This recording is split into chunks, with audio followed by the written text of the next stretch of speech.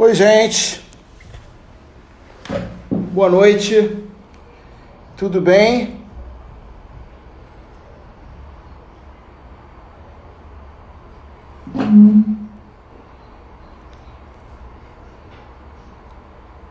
Muito bom. Prazer estar aqui com vocês. Espera aí que a professora Mônica vai enviar aí para começar. Mônica, faz o pedido aí para começar.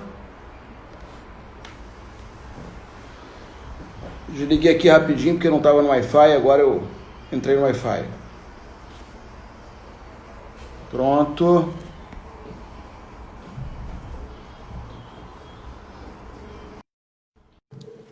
Moniquinha entrando.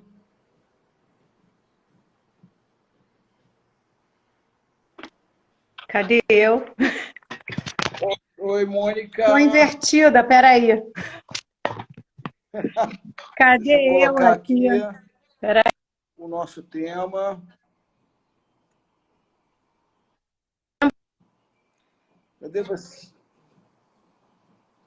Mitos. Cadê você, irmã? Me acha? Achei.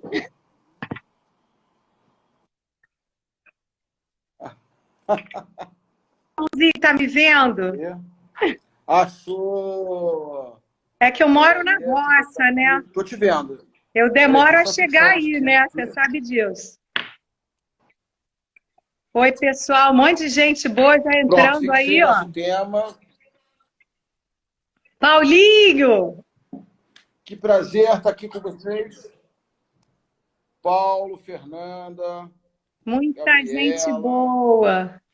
Só Tá me escutando? Tá me escutando bem, irmã? Eu tô te ouvindo. Você tá me ouvindo bem? Vários amigos. Muitos amigos. Pessoal de Maceió, pessoal de Recife. Oi, queridos. Pessoal de Salvador. Muita gente entrando. Aline. Maravilha. Muita gente. Muito legal, gente. É raro. Olha, eu botei até perfume. Tá perfumado. Tô sentindo daqui, tá muito perfumado. Botei até perfume para falar com você, irmã. É, o perfume nunca durou tanto, né? Ó, meu filho Lucas, fofo. Lucas está aí? Lucas está aí. Tayana, Lucas está aqui. Bom, não vou fazer essa piada, não. Não faça piada. Vamos esperar só mais um pouquinho. Beleza. Fernandinha, querida. Mais um pouquinho. Fernandinha Guimarães. Tayana está aqui também, ó. Isso aí. Tayana, minha filha, está aqui também. Muito bem. Amigos, filhos com amizades também. É assim que é a vida. Irmãos em PNF, amigos para sempre. Irmãos em PNF. Isso aí. Bom, gente, o objetivo dessa conversa hoje, acho que todos vocês lembram, nós fizemos uma sequência de lives, nós da Escola Brasileira de PNF, eu, professora Mônica Silento, professor Leandro Giacometti, professor Paulo Muté. Nós fizemos várias lives sobre o conceito PNF, falamos sobre filosofia, princípios e procedimentos básicos, técnicas, raciocínio clínico em PNF. E o objetivo de hoje é conversar um pouquinho sobre mitos e verdades em PNF, né, Mônica? É isso aí. E a gente pensou também, com essa onda de lives, assim, a gente tem assistido muita coisa e dúvidas surgem sobre PNF em outras lives, em pessoas conversando de outros assuntos, acabam perguntando sobre PNF para outras pessoas, e aí fica sempre uma dúvida no ar, né? Então, são perguntas recorrentes, e a gente também, com o tempo de estrada que a gente tem dos cursos de PNF, a gente já ouviu a mesma pergunta inúmeras vezes. Então, a ideia da gente bater essa bolinha é complementar a ideia de nós dois, né? Para ajudar todo mundo, inclusive, a poder responder essas perguntas quando elas surgem. Exatamente, exatamente. E o mais importante, além disso que a Mônica falou, é que as pessoas que já fizeram os nossos cursos, os cursos com o Paulo, com o Leandro, que as pessoas possam revisar algumas coisas e possam esclarecer outras pessoas que não tiveram a oportunidade de fazer a formação do que é o conceito PNF na prática. E quem nunca fez e está aqui pela primeira vez, ter um overview, uma visão geral sobre o conceito. Isso aí. Ok? Então, vamos começar. A gente combinou de fazer uma brincadeira aqui com vocês. Eu vou perguntar algumas coisas para a Mônica vai me perguntar algumas coisas e vocês vão responder também, né? Para ver se o pessoal está interagindo, aquela coisa toda. Todo mundo afiado. Então, a primeira pergunta... Vamos começar pelo nome, né, Mônica? Isso. O nome PNF em inglês, FNP em português. Mônica, tem diferença entre método Cabot e PNF? Antes de você responder, vamos perguntar pro pessoal. Pessoal, tem diferença? Sim ou não? Boa pergunta. E aí? Vamos lá. Bota a resposta aí, pessoal. O que vocês acham? Que tem diferença entre PNF, FNP, método Cabot? É a mesma coisa ou são coisas completamente diferentes? Quiz. Oi, Flávia. Eita, muita gente entrando aqui. Sim. Depende do ponto de vista, né? Depende do ponto de vista. Olha só, eu comecei com a bola, já vou passar a bola para o Vicente.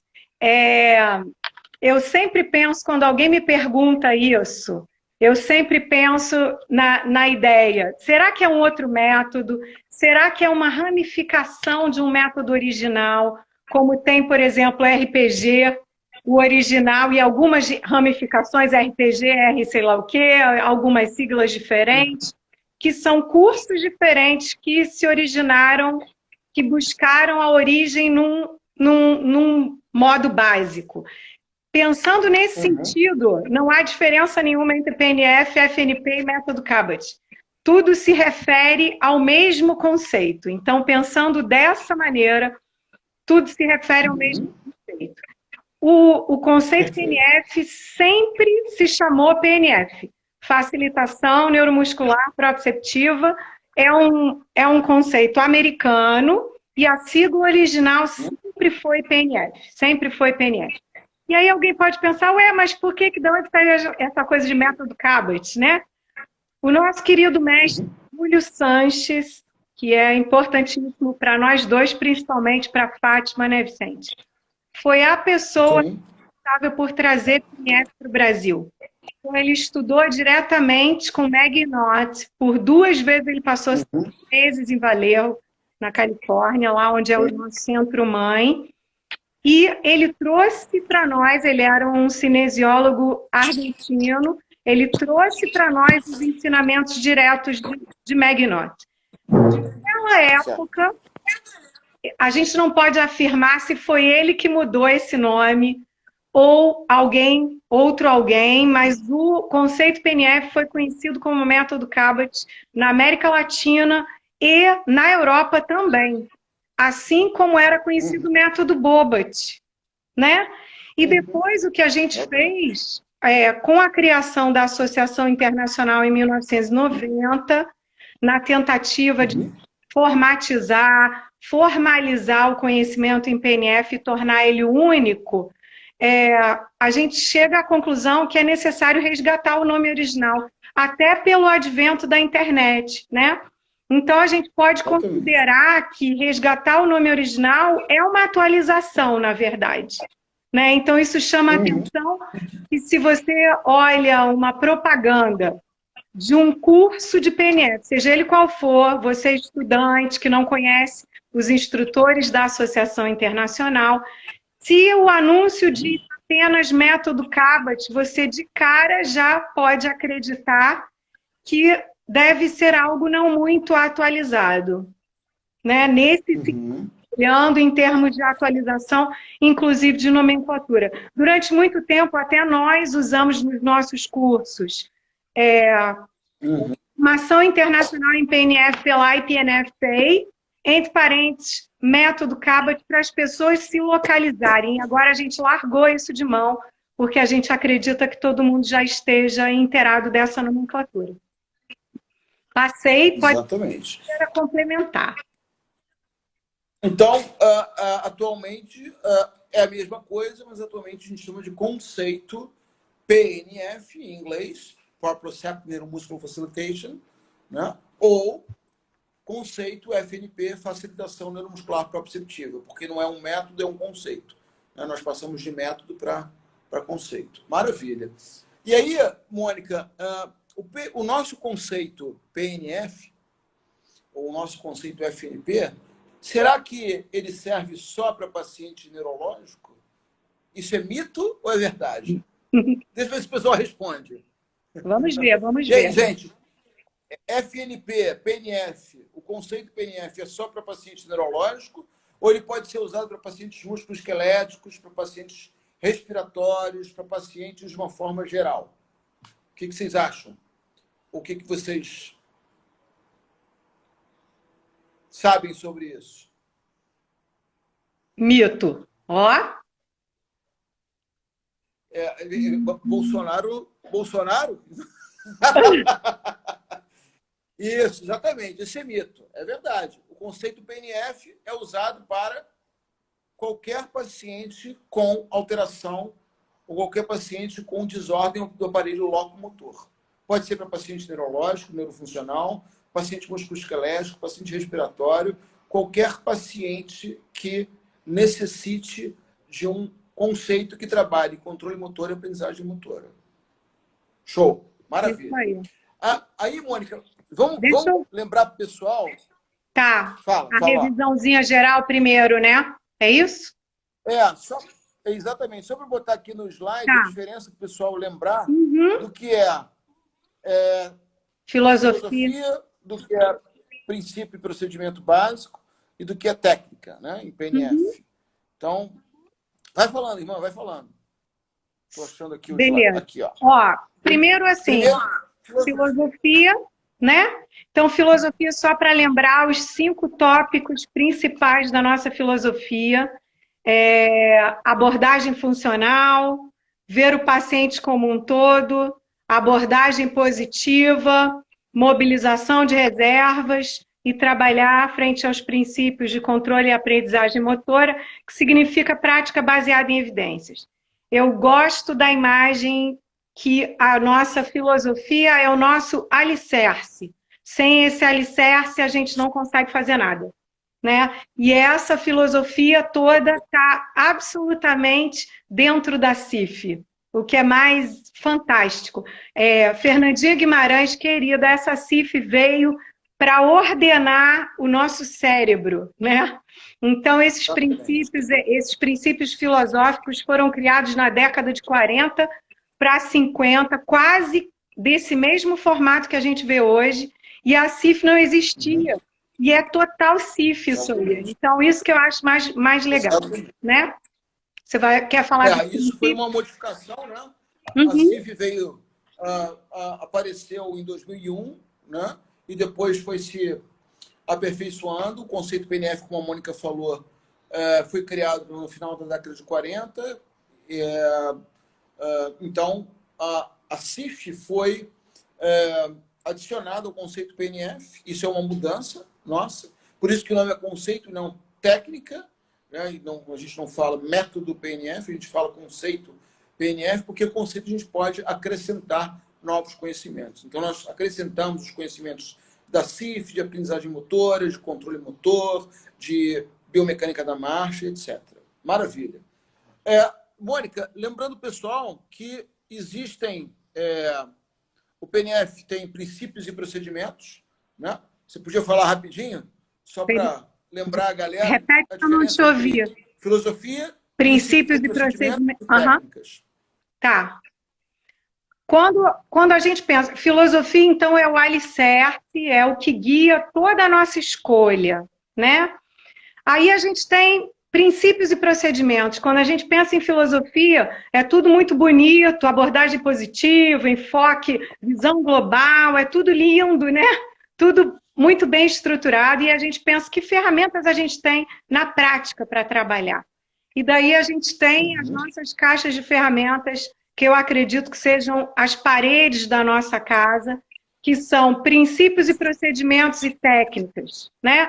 Os princípios, basicamente, são as entradas de estimulação que a gente tem para oferecer para os nossos pacientes, né? Então, estimulação visual, estimulação verbal, estimulação tátil, tração, aproximação, resistência. Então, todos esses princípios são ferramentas que podem ser aplicadas, todas juntas, apenas algumas, umas em maior quantidade ou em maior intensidade que outras. E o objetivo com a utilização desses estímulos é que, num primeiro momento, a gente facilite, é uma abordagem de facilitação, e o quanto antes que a gente possa retirar esses estímulos, né? Para que o paciente torne-se independente. Além dos princípios, a gente tem também os procedimentos, né? Isso foi uma troca também na evolução do conceito pela Associação Internacional. Antigamente, a gente tinha um nome único para esse pacote de ferramentas que se chamava processos básicos. Não eram exatamente esses, né? Pequenas modificações a gente teve.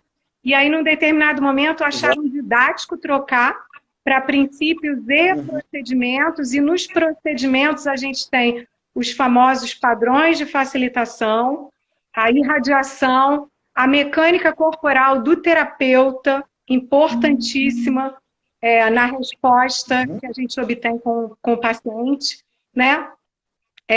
Sequência de movimentos e somação temporal espacial, que nada mais é do que a soma de todos os estímulos ou de alguns estímulos que estão dentro do grupo de princípios. Tá? Então, isso estamos montando a nossa casa, né? O alicerce é a filosofia, princípios e procedimentos formam algumas paredes dessa nossa casa. E aí a gente tem também um outro pilar que constitui ainda que faz parte dessas paredes, é uma visualização que eu gosto de ter, que são as técnicas, né? As técnicas, gente, já foram revistas nas lives, não é o nosso objetivo revisar isso, mas é só para posicionar vocês e vocês se lembrarem um pouco para os mitos que vêm a seguir. As técnicas são ferramentas com objetivos específicos. As técnicas, elas misturam princípios e procedimentos, mas com objetivos específicos. Então, a gente tem o nosso problema, que pode ser um problema estrutural de função corporal, como, por exemplo, força, coordenação, estabilidade, ADM. E aí eu vou nessa minha caixa de ferramentas técnicas e procuro uma técnica específica para aquele problema que eu tenho para solucionar, né? Então, para isso, a gente tem técnicas agonistas, técnicas antagonistas, técnicas de relaxamento para solucionar todos esses nossos problemas, principalmente em níveis estrutural e nível de atividade, buscando melhora na participação. Então, com isso, a gente junta as paredes da nossa casa, né? E, assim, o que vai fazer, o que, na minha concepção, fecha isso, porque um alicerce sozinho, ele não serve para grande coisa. As paredes fundadas num alicerce não são absolutamente seguras se não tiverem um telhado muito bem estruturado. E, na minha visão didática, esse telhado é o raciocínio clínico. E aí o raciocínio clínico é que vai firmar tudo isso, né? Vai firmar as paredes em contato com a filosofia, né? E essa casa sólida, com bom raciocínio clínico, né? A gente consegue levar essa casa para o ambiente que for necessário para aquele indivíduo, né? Pode ser no samba, na Sapucaí, né, Vicente? Pode ser um paciente grave no leito hospitalar, precisando virar na cama, Então, essa casa, ela pode ser levada para todo e qualquer ambiente, fazendo o raciocínio clínico adequado. Acho que isso um pouco resume o que é o nosso contexto geral, né? E as pessoas não podem, né, Mônica, confundir essas três partes, né? Filosofia é uma coisa, como você falou, princípios e procedimentos uma outra coisa e técnicas também. Então, quando a gente fala de combinação de isotônicas, iniciação rítmica, réplica, reação de estabilizações, estabilização rítmica, contrair, relaxar, manter, relaxar, a gente está falando de técnicas. Como você falou, cada técnica tem seu objetivo, os seus objetivos. E os princípios e procedimentos básicos, que a gente vai falar agora um pouquinho, também de mito e verdade, né? Os princípios e procedimentos básicos, eles podem ou não serem usados. Depende do nosso objetivo. Né? Então, lembrando também, gente, que a gente pode usar isso tudo em várias posições.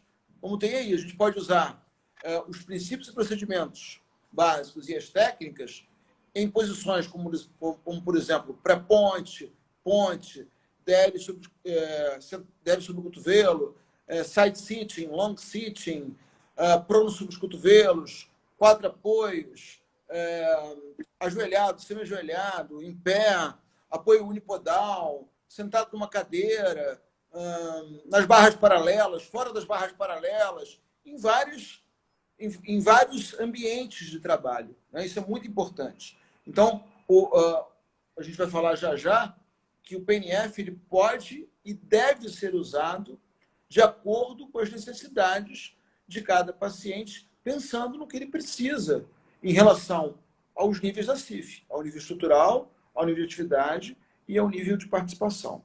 Então, outra pergunta, Mônica, mito ou verdade? Em relação a esses ambientes de trabalho, o PNF, a gente, quando atende um paciente, a gente atende sempre na maca? Isso é um dos maiores mitos, né? Eu pergunto assim, imagina uma pessoa atendendo PNF. Onde está essa pessoa? Aí muita gente responde, numa maca. E numa maca, preferencialmente, fazendo padrões apendiculares, não é isso?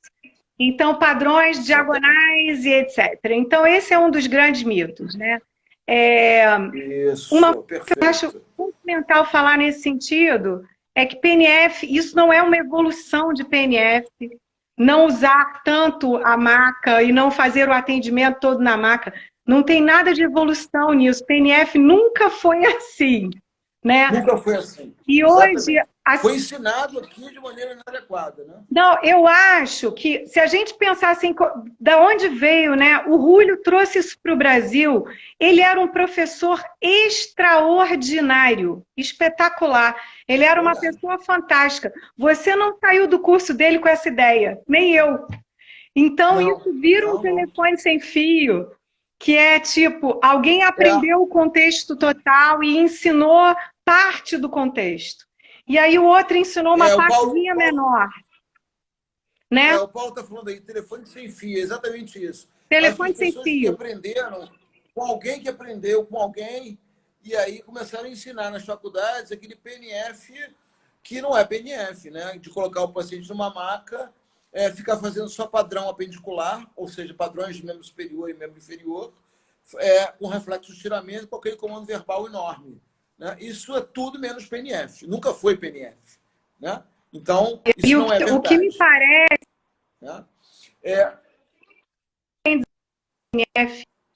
Aliás, uma... Travou? Travou, não? Estão me ouvindo? Não, vai. Travou, mas destravou. Vai.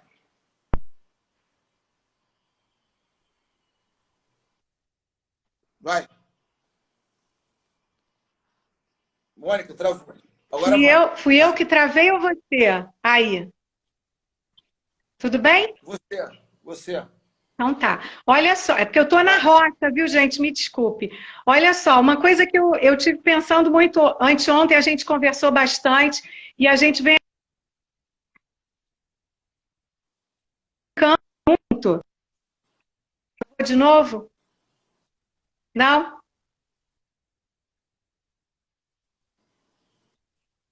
Vai, Tá, continua. é pensar na história. A gente tem que se lembrar, a história justifica muito desses mitos. A gente tem que lembrar que esse conceito foi desenvolvido nos Estados Unidos. E foi desenvolvido nos Estados Unidos num centro de reabilitação. E aí, por isso que pensando em CIF, pensando em contextos culturais, o americano que chega a ser atendido no centro de reabilitação lá em Kaiser, né, no Kaiser em Valerro, ele chega para ser atendido por poucas semanas para, de repente, ir embora para casa e morar sozinho. Então, as metas Exatamente. Exatamente. só pelo desejo dele, mas pelas necessidades que o plano de saúde impõe, etc. Então, o enfoque funcional de Dr. Cabot, Maggie Knott e Dorothy Voss lá no início tinham a ver com esse contexto, que é absolutamente focado na funcionalidade do indivíduo. Porque a cultura americana é muito individualista, né? Os filhos vão embora cedo de casa e normalmente não são os filhos que cuidam dos pais adoecidos, né? Ou idosos. Exatamente. Então, o PNF foi criado nesse contexto cultural. E por isso o enfoque funcional é bem sólido. Daí que a gente pensa em nenhuma PNF só trabalhou no nível estrutural. Em época nenhuma, a PNF só trabalhou diagonais com o paciente deitado na maca. Isso é uma completa deturpação do conceito desde a sua criação. Né? Isso é importante falar, Mônica, porque aqui no Brasil, não pelo Rúlio, porque o Rúlio ensinava o conceito na íntegra, né? Mas, infelizmente, aqui no Brasil, várias pessoas começaram a entender, a achar que o PNF era um conceito que trabalhava apenas padrões, os diagonais de membro superior e membro inferior, na maca, aplicando reflexos de estiramento e com aquele comando verbal enorme. Isso, na verdade, nunca foi o conceito PNF. É que sempre foi passado de forma inadequada. Né? E vamos lembrar que essa teoria aí, a teoria reflexa, era uma teoria da época que foi criado o conceito PNF. Então, por isso que o Cabot e a Magnon passaram a desenvolver técnicas que mostravam um reflexo de estiramento, mas porque era uma teoria que estava em evidência na época. Depois, com o avançar das teorias de controle motor e aprendizagem motora, nós começamos a entender que esse reflexo de estiramento seria apenas uma ou duas técnicas que a gente tem em PNF, que elas podem ou não serem usadas. Não, passaram a não ser mais a base do conceito. É isso? Com certeza. Com certeza. A atualização só veio sedimentar o que já era feito até, né? Esse enfoque funcional, essa coisa do hands-on indo para hands-off, isso é outro mito, né? Essa bolinha. É outro mito. PNF é só hands-on. Mônica, você está travando um pouquinho.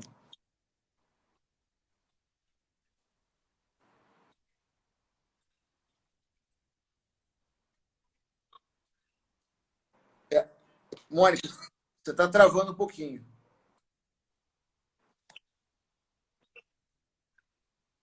Isso. O PNF trabalha com hands-on no começo e depois hands-off. Porque o nosso objetivo é facilitar a aprendizagem motora. Então, a aprendizagem motora só com hands-on, ela não funciona na sua totalidade.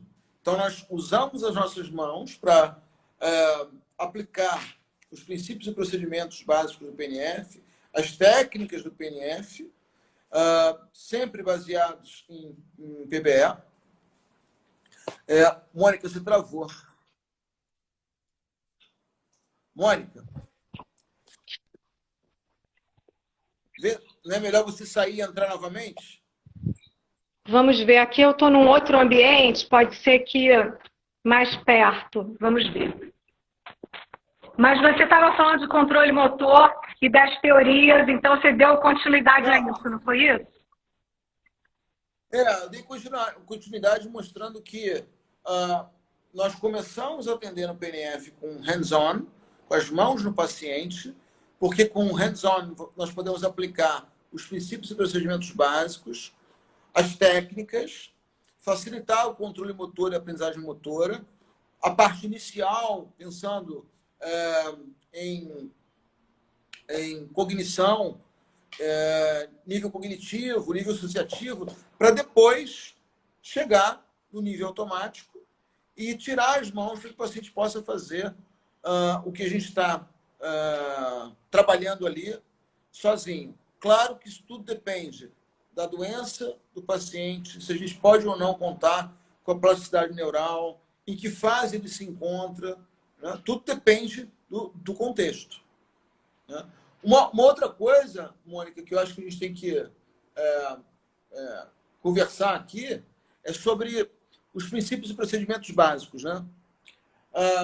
Aquele comando verbal enorme, vamos mudar um pouquinho esse conceito aí para o pessoal?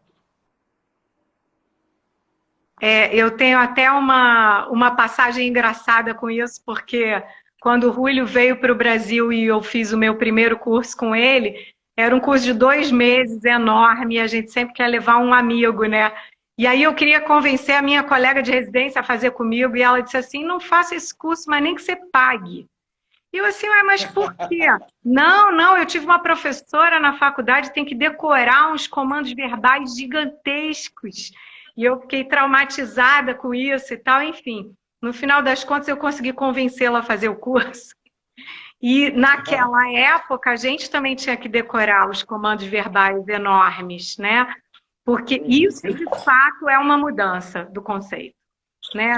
Exatamente. Naquela fase, o comando verbal trazia muito mais para o cognitivo, né? E eles eram muito extensos. E com a evolução da didática em PNF, concluiu-se que as respostas, na verdade, eram muito mais satisfatórias com comandos concisos e precisos, né? Que era muito mais, dependendo do teu objetivo, no momento da ação, usar o comando. E isso, graças a Deus, mudou. Hoje é muito mais fácil, tanto ensinar quanto aprender o comando, né? Na verdade, então, a gente não usa mais a palavra...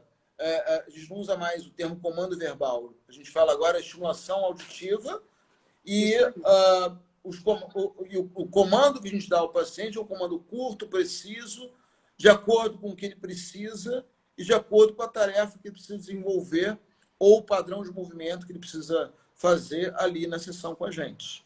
Isso aí, no momento, então, isso no contexto, né? Se é explicativo, se é no comando de ação, se é um comando corretivo.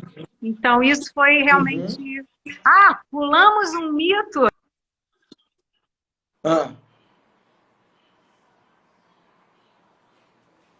Mônica, você travou de novo.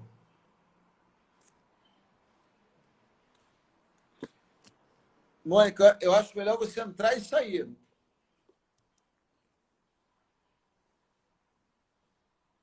Foi. Foi. Voltou. Foi. Esse é para você.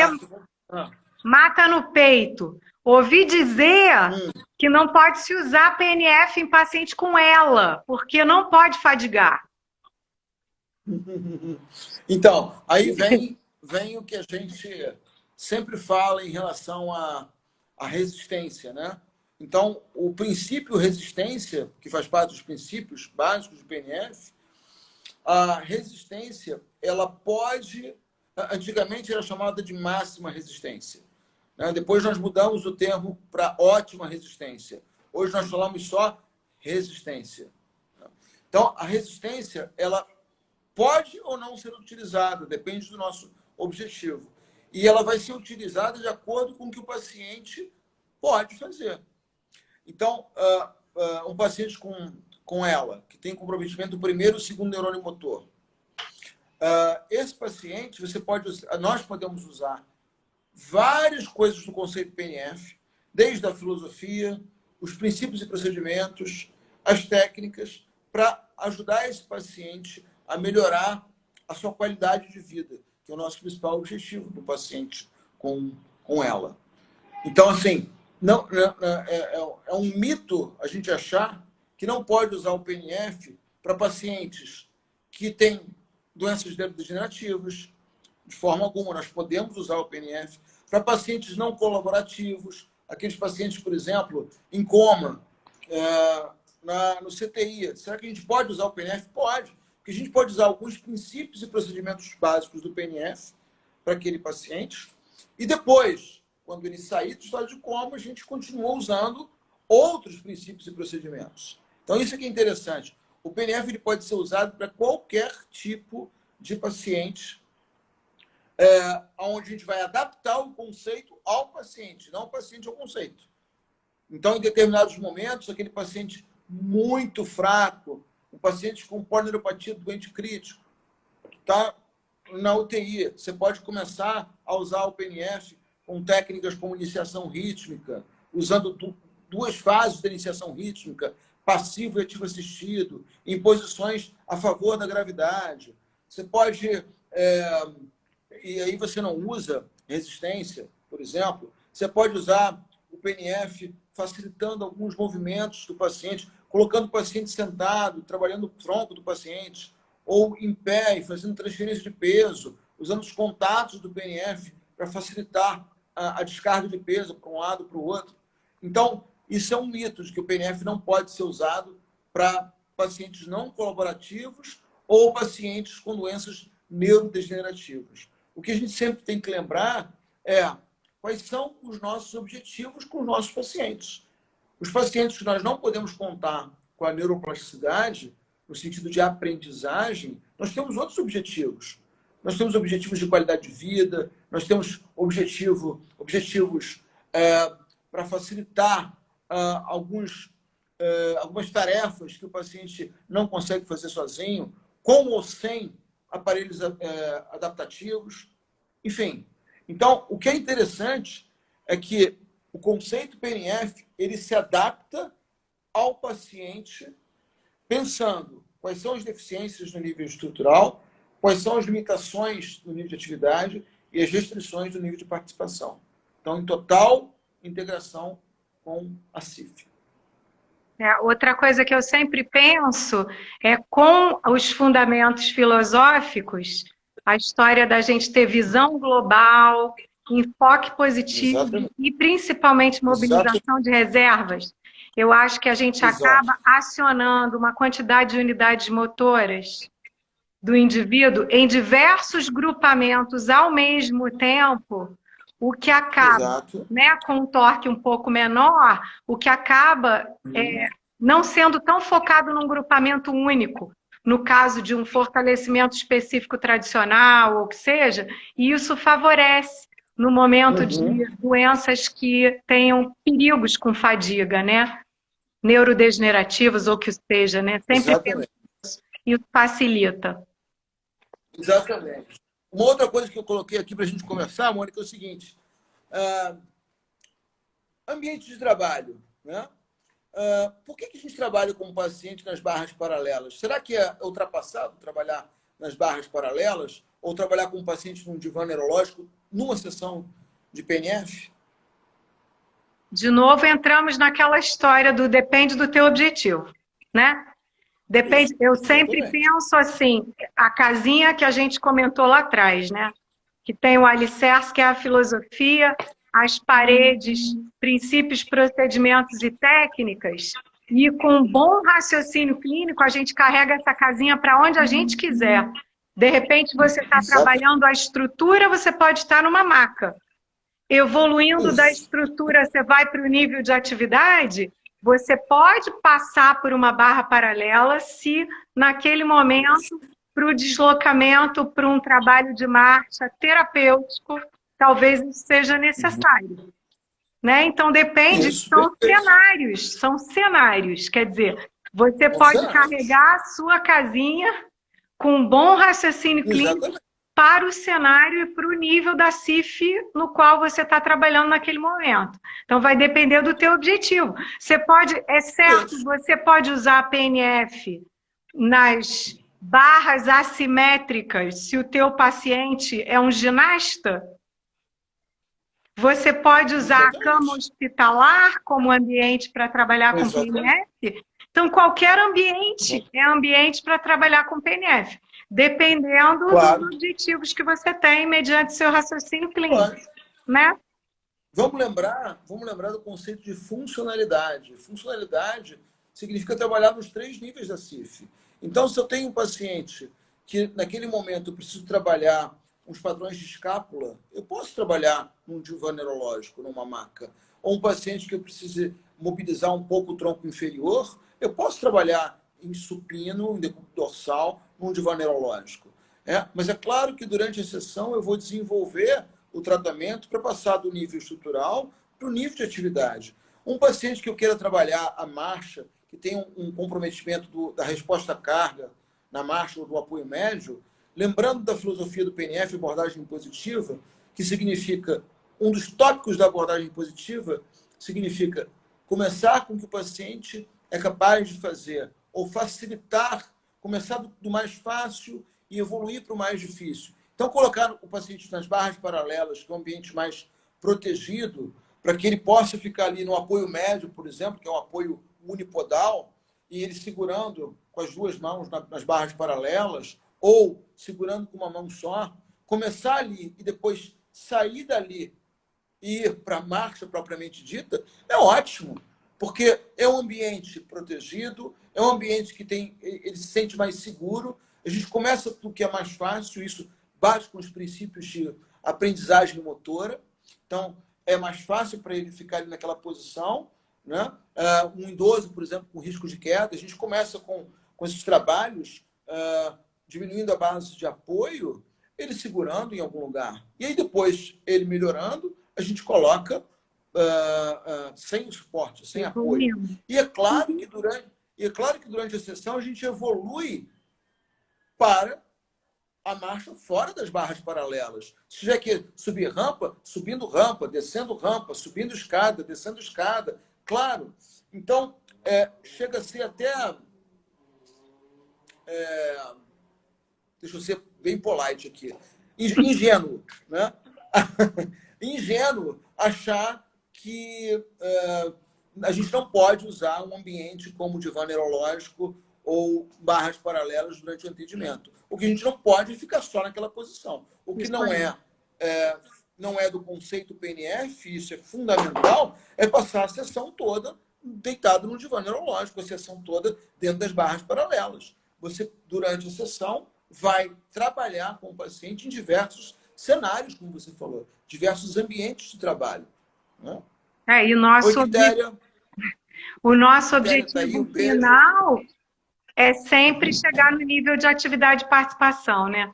Então, sempre a gente pensa, exatamente, não consigo imaginar um paciente que tenha como limitação de atividade fazer algo, uma tarefa, deitado numa maca, por exemplo. Exatamente. Então, provavelmente, isso vai ser um ambiente intermediário de atendimento. Exatamente. Né? Mas tem várias vantagens. A gente consegue uma postura melhor como terapeuta, para a gente lapidar determinados detalhes de alguns movimentos, é mais conveniente fazer na maca. Mas, como sempre, é um ambiente intermediário, né? E lembrando que a gente trabalha com tarefa orientada no PNF. Né? E para a gente trabalhar, se a gente quer trabalhar a marcha, a gente tem que trabalhar a marcha andando, é claro. Mas a gente pode, para chegar a trabalhar andando, preparar o nível estrutural. Com certeza. O que significa preparar o nível estrutural? Se a gente sabe, na avaliação, que o sujeito tem uma fraqueza do complexo posterolateral do quadril e que isso está atrapalhando a fase de resposta à carga da marcha, eu posso trabalhar esses grupos musculares em diversas posições. Em DD, DL...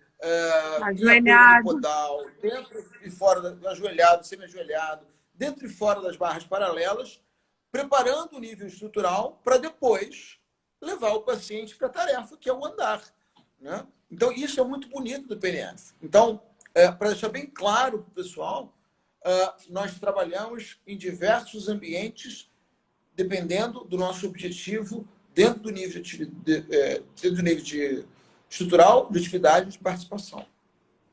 Mônica, uma coisa que eu queria deixar aqui, que as pessoas perguntam muito, né? Outro dia, uma fisioterapeuta que foi minha aluna na UFRJ me ligou para conversar um pouco sobre paralisia facial comigo. Eu disse, professor, vocês ainda aplicam reflexo de estiramento na face de pacientes com paralisia facial periférica? Vocês ainda trabalham com irradiação para a face? Vamos falar um pouquinho sobre isso? Vamos sim. Reflexo de estiramento é outro tópico, né? Que a gente tem que falar Isso, até exatamente. separado. Mas pensando na Exatamente. face, isso também é uma mudança, né? É algo que a gente tem mudado com as pesquisas que explicam as cincinesias de uma maneira mais adequada.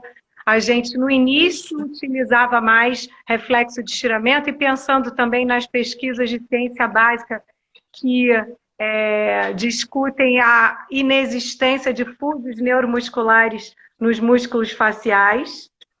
Então, isso foi uma outra questão, até para explicar como a gente explicaria a utilização de reflexo de estiramento, né? Então, a gente passou a ter uma cautela bem maior na utilização de resistência na face, nos músculos faciais, que são muito mais delicados, né? E acabam se inserindo uns nos outros, né? Específicos. Isso. Então, a gente continua com estimulação bilateral, que é o que normalmente a mímica facial faz no seu dia a dia, né? Mas a gente usa técnicas que conseguem isolar os músculos, né? Numa tentativa de ensinar um novo movimento e facilitar o acionamento de unidades motoras dessa hemiface parética, né? Então, evitar qualquer tipo de acionamento em demasia que leve a acionamentos à distância. Então, não faz sentido a gente pensar em irradiação nesse momento, porque a gente não quer gerar cincinesias. Então, isso também é algo que é bastante perguntado.